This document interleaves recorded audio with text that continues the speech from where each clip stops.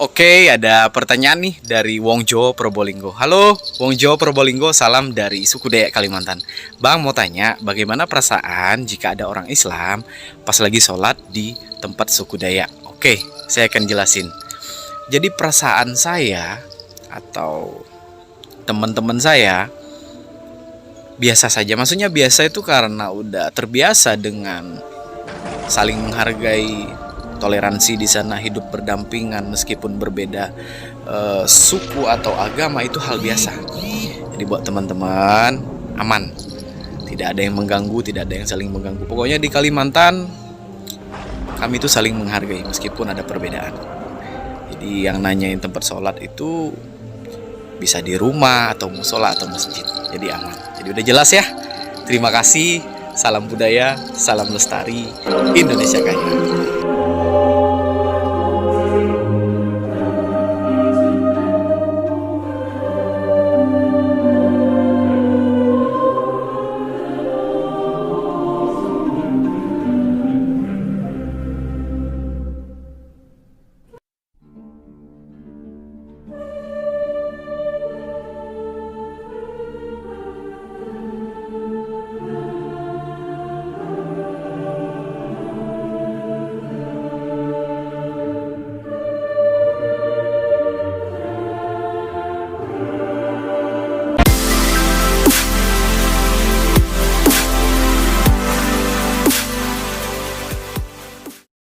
Ada 80 lebih gereja, kenapa masih di sini buat gereja? Saya tidak menghalang Anda, tidak. Saya tidak setuju karena Anda tidak ada izin di sini. Kami sebagai tokoh masyarakat tidak ada izin. Bukan RT yang izinkan. Waduh, kami sudah menghadap Pak Haji Wahab 2 hari. Kemarin terakhir bersama pendeta di sini. Ketemu Pak Kesbang. Jadi dibolehkan.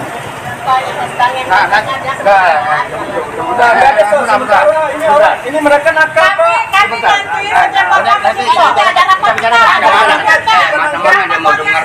Bukan masalah angket. Ini bukan masalah angket.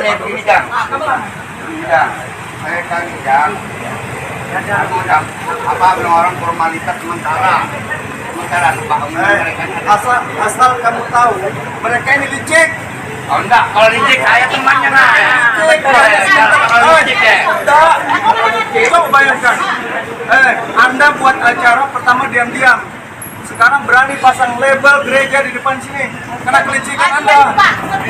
Jadi ya, harusnya bubar, tidak ada apapun kegiatan. Saya tidak setuju. Saya tidak setuju. Bubarkan. Bukan saya melarang Anda bergereja, bukan saya melarang Anda Kristen. Silakan dengan agama Anda. Kan sudah dibilang ada Ustadz Kondang yang menyeru-nyerukan kepala daerah untuk tidak memberikan izin pendirian rumah ibadah agama lain termasuk gereja. Kan Ustadz Kondang itu yang mengatakan itu, ya. Dan itulah yang mereka takuti, kepala daerah ini bakal membuat dosa jariah kalau memberikan izin pendirian rumah ibadah agama lain. Itu persoalannya. Jadi apa maunya sekarang? Maunya gimana gitu? Semua gereja itu pasti ingin memiliki izin, ingin memiliki legalitas yang jelas. Tetapi kan tidak dikeluarkan.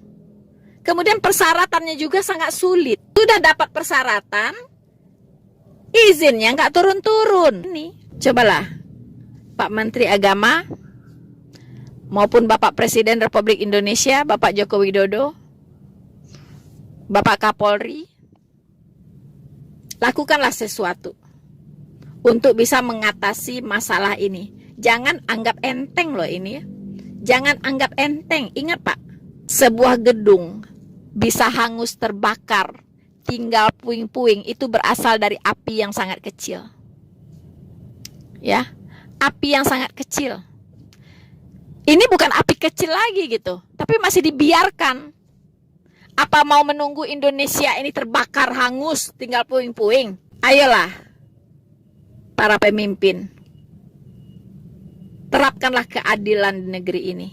Anda bertanggung jawab untuk menjaga konstitusi negara ini. Pertama, Presiden Republik Indonesia berkewajiban ya untuk menjaga Konstitusi Negara Republik Indonesia. Ya, berkewajiban, punya tanggung jawab besar untuk menjaga Konstitusi Negara Republik Indonesia. Kalau SKB 2 Menteri itu diberlakukan, SKB 2 Menteri itu sudah melanggar konstitusi sebenarnya. Mengapa? Karena Undang-Undang Dasar 1945 sebagai konstitusi tertinggi di negara ini menjamin kebebasan setiap warga negara untuk memeluk agama dan kepercayaannya masing-masing dan beribadah sesuai dengan kepercayaannya tersebut. Negara menjamin. Lalu muncul SKB 2 Menteri. Ini kan berbenturan dengan Undang-Undang Dasar 1945 pasal 29. Berbenturan. Begitu. Yang namanya negara menjamin, mau 1 orang, 2 orang pun perlu rumah ibadah, itu harus diizinkan. Begitu. Misalnya di satu desa, cuman ada 5 orang Kristen di sana, itu wajib diberikan izin kalau mereka ingin mendirikan gereja, walaupun 5 orang. Itu namanya menjamin, Pak. Itu namanya menjamin. Ini menjamin apa begitu? Menjamin, tapi SKB 2 Menteri diterbitkan, tidak mau dicabut. Itu apa namanya? 2 ketentuan yang saling bertabrakan. Dan Pak Presiden sendiri kan sudah mengatakan bahwa kesepakatan maupun peraturan-peraturan daerah atau apapun itu tidak boleh melangkahi konstitusi negara. Karena konstitusi negara itu, Undang-Undang Dasar 1945 itu adalah konstitusi tertinggi di negara ini. Nah, semua peraturan-peraturan yang ada di bawahnya itu harus mengacu kepada Undang-Undang Dasar 1945. Begitu.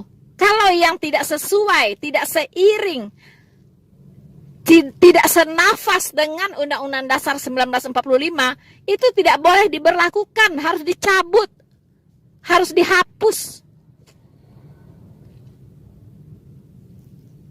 Jadi, dicabutnya SKB 2 Menteri ini 1 step. Sudah selesai persoalan. 1 step sudah selesai. Baru yang kedua nanti menertibkan para ustadz-ustadz itu. Ya, yang berceramah di mana-mana ya, yang membuat masyarakat ini jadi radikal. Yang suka menjelek-jelekkan agama lain, yang suka memfitnah agama lain, yang suka menafsirkan pengajaran-pengajaran dari kitab agama lain dan ngawur semuanya. Itu harus ditertibkan. Sudah banyak, sudah ratusan gereja yang dibubarkan, yang ditutup, yang tidak dapat izin, sudah tidak terhitung. Ya, sekarang tinggal kepada pemerintah. Anda mau keluarkan izin atau tidak? Itu saja persoalannya. Semua gereja pasti mau punya izin. Semua gereja pasti mau punya legalitas. Pertanyaannya, pemerintah daerahnya mau tidak mengeluarkan izin itu? Itu saja persoalannya. Nah, alasan tidak mengeluarkan izin biasanya apa? Tidak memenuhi persyaratan, ya kan? Nah, persyaratan ini siapa yang buat? Yaitu isinya di SKB 2 Menteri itu, persyaratannya A, I, U, E, O itu. Dan berat begitu persyaratannya. Nah, kan lucu. Pemerintah mengeluarkan persyaratan yang memberatkan. Sementara negara harus menjamin kebebasan umat beragama untuk memeluk kepercayaannya masing-masing dan beribadah sesuai dengan kepercayaannya tersebut. Jadi nggak sinkron ini. Nggak sinkron, pasti ada sesuatu yang salah di negara ini.